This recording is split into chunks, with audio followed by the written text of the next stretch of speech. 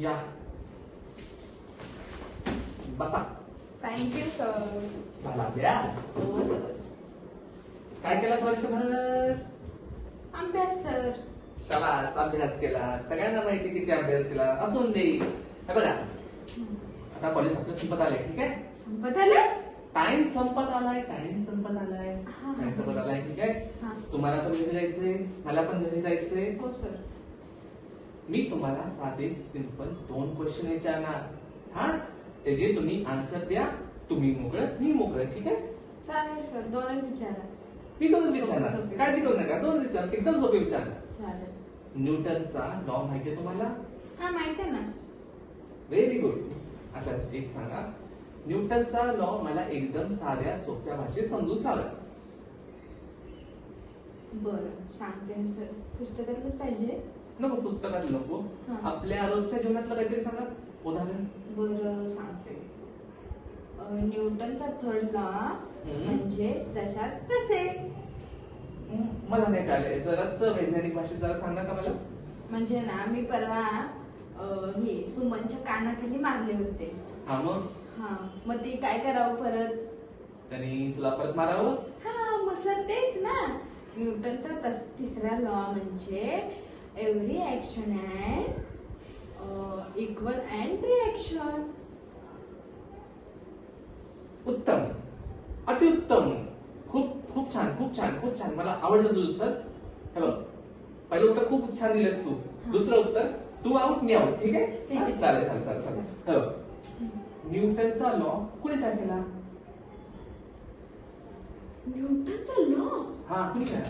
अरे यार काल तर वाचलं होतं. आठव आठव. बघ, न्यूटनचा लॉ. न्यूटन. काय न्यूटन करायला सर? आठवत नाहीये मला काहीच. अरे बाळा, किती सोपं आहे. बघ, प्रश्नाचं उत्तर आहे न्यूटनचा लॉ. हा सर आठवलं. हा, काय? न्यूटनचा लॉ आपल्या शिपाई काकांनी केला. शिपाई काका काय संबंध यार? शिपाई काका कसा तयार केला न्यूटनचा लॉ? ते काय झालं परवा मी ते सांगितलं ना सुमनला थोबाडीत मारलं होतं. हा, मग मग ते एक मिनिट, तू खरंच मारली होतीस तिला? हो. म्हटलं उदाहरण द्यायला. अच्छा, ठीक आहे. नाही मी ते सुमनच्या थोबाडीत मारलं होतं ना. हा. मग आपल्या शिपाई काकांनी मला प्रिन्सिपल सरांच्याकडे घेऊन गेलं. हा, मग काय त्याचा काय संबंध आहे त्याचा? मग तुम्ही शिकवलं होतं ना सर. टाकले मारायला? नाही मग? ऍक्शनला रिॲक्शन असते हो सर. एक मिनिट, न्यूटन शिपाई काका काय संबंध आणि शिपाई काकांनी का केला असेल हा? हे बघा एकदम सोपं होतं. न्यूटनचा लॉ न्यूटनने तयार केला, कारण की त्या पुढे काय येतं? न्यूटन. त्याचा अर्थ न्यूटननीच केला असेल ना नियम तो. नाही सर चुकीचं सांगताय तुम्ही. माझ्या घरावरती ना माझ्या आजोबांचं नाव आहे. हा, मग आजोबाचं काय संबंध आहे? मग काय ते घर आजोबांनी तयार केलंय? गवंड्याने केलंय ना सर ते बांधलंय. हा, बरोबर. मग हा मग आमच्या गावात नाही भलं मोठं दुकान आहे माहितीये तुम्हाला? मला माहिती.